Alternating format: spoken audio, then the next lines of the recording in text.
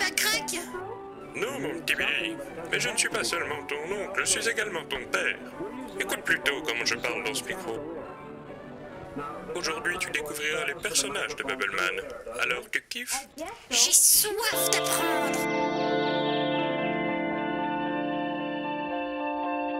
Les deux héros sont des personnages qui vont être en prise de vue réelle, photographique ou filmée. Là, il s'agissait d'avoir un casting qui répondait à plusieurs critères. Un, d'être bien sûr dans la bande dessinée. Deux, d'être dans des valeurs iconiques. Et trois, en plus de la bande dessinée, incarner une descendance au film d'action, d'espionnage. Donc Bubbleman revêtait un costume noir, bon, très bien, une sorte de James Bond, de sous-James Bond, etc. Pour lui, bien sûr, il ne voit rien, il a cette bulle sur la tête, il fallait qu'il soit à l'aise dans son physique. Donc le choix s'est résumé à deux écoles, le clown d'un côté ou les arts martiaux de l'autre côté. Donc le choix a été vite entériné, en fait. On a pris quelqu'un qui vient du milieu des arts martiaux. En l'occurrence, c'est mon frère, qui pratique ça depuis très longtemps et dans diverses disciplines. Donc c'était extrêmement juste. En plus du conseil qu'on pouvait obtenir, on avait l'assurance d'avoir quelqu'un qui, les yeux fermés, se met la tête en bas, quoi. Il n'y a absolument aucun souci, quoi. Son autre aspect du personnage, c'est qu'il lui fallut une voix, bien sûr. Ça s'est fait avec quelqu'un qui a une voix complètement caméléon, qui s'appelle Marc Duquesnoy. Et on a vraiment affaire à quelqu'un qui transforme sa voix de manière assez impressionnante.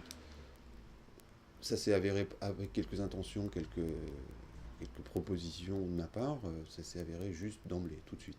Bouge pas, j'arrive. Donc pour Ségolène, pour Patty, j'ai donc en fait choisi Ségolène Le Baillon. Il y avait un choix esthétique fort. Pour moi, c'était important que ce soit elle qui... Il m'a semblé juste et important que ce soit elle qui incarne ce rôle, parce qu'elle, justement, elle avait physiquement une descendance, ou une ascendance plus exactement, d'icône du cinéma. Ta gueule. L'interprétation collait parfaitement aussi, justement, pour des histoires de tessiture de voix. Winner. Allez, faites-moi tout entière.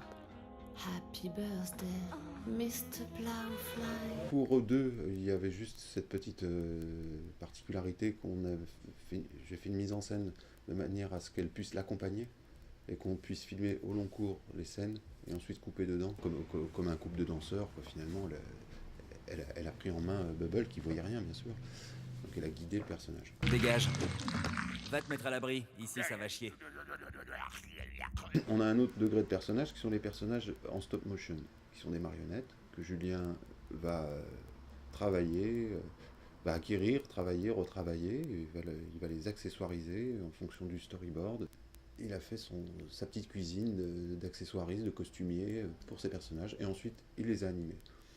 Donc pareil, une animation qui vient essentiellement du storyboard. En ce qui concerne Blowfly, puisqu'on avait une relation avec Bubbleman en combat, on a donc tourné nos combats.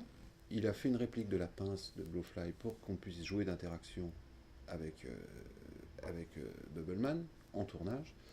Ensuite, on a refait un storyboard et une animatique complète pour pouvoir animer en stop motion le personnage de Blowfly dans la partie combat. Foutu, Bubbleman.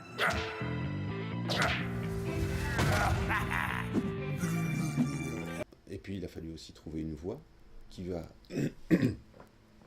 faire les deux personnages. Alors là, la voix, je suis allé...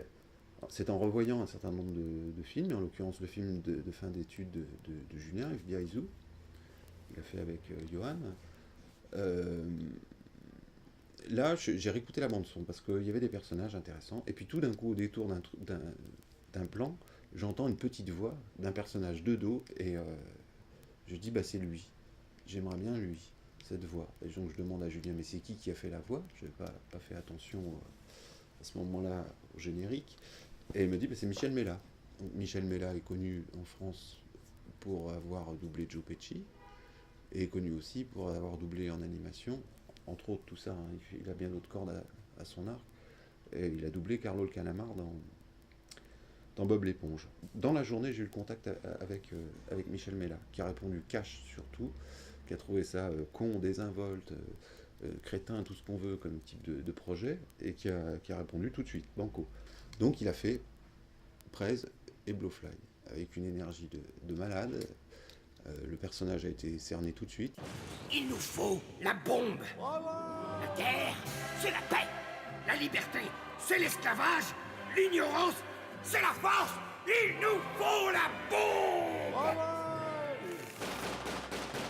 Ensuite, vont apparaître un autre niveau de personnage, c'est Ben et Pop, qui sont nos deux sbires, qui seront des personnages récurrents dans la série, qui eux sont sur le modèle du papier découpé, sont des reconstitutions sous Photoshop d'éléments pris à droite et à gauche, que ce soit des scans sur internet pour les visages, etc., etc. Un maquillage très outré, très pop, là je les ai fabriqués, ces personnages-là. Ensuite c'est Guillaume et Félix, je crois, qui vont les animer. Et c'est moi qui vais leur donner leur voix en plus. Donc, de la voix test, ça fait bien rigoler tout le monde, et finalement on a gardé ces voix-là. Voilà, ces deux personnages, finalement j'aurais mis un peu de moi là-dedans, quoi. ZM, on ne veut plus que tu fasses le nazi pour personne. Seulement pour moi. D'accord. D'accord, mon PD. Et enfin, une voix très importante, c'est le narrateur. Et cette personne-là, c'est pareil, il nous fallait quelqu'un qui ait une grosse voix, dont la référence chez les narrateurs est bien connue, c'est Don Lafontaine, qui faisait des bandes annonces aux États-Unis. Cette grosse voix qui pousse tout. Et il y en a quelques-uns en France. Et là, j'ai un trou, je ne sais plus comment je l'ai rencontré.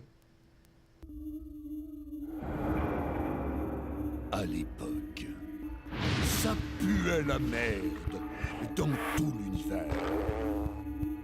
Nicolas Plancher, c'est un peu comme Marc Duquesnoy, c'est des voix qui sont très connues, en fait. Que tout le monde connaît, aura entendu, ou confondu peut-être, dans des bandes annonces, ou cinéma, télé, ou dans des documentaires. Zéroland, nos citoyens sont armés et ils aiment tirer. Pareil, le paysage de ce genre de projet lui plaisait. Don Lafontaine, c'est une référence pour lui. Il est parti tout de suite sur les chapeaux de roue aussi, quoi. Ça l'a bien branché. Et puis voilà, il envoie, quoi. Bob?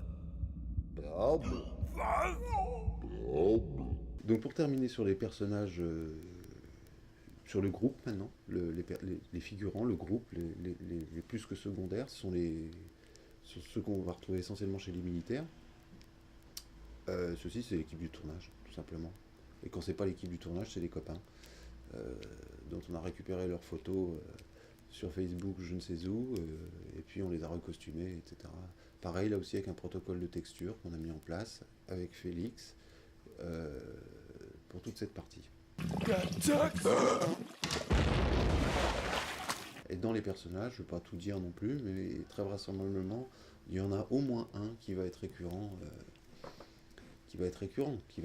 dont on va apprendre quelque chose sur lui, et qui va sans doute nouer des relations particulières, enfin des relations avec nos héros, quoi. Alors, mon petit Billy, te voilà bien informé. Ça te la coupe. Dis-moi, oncle Bob, c'est fort le tox?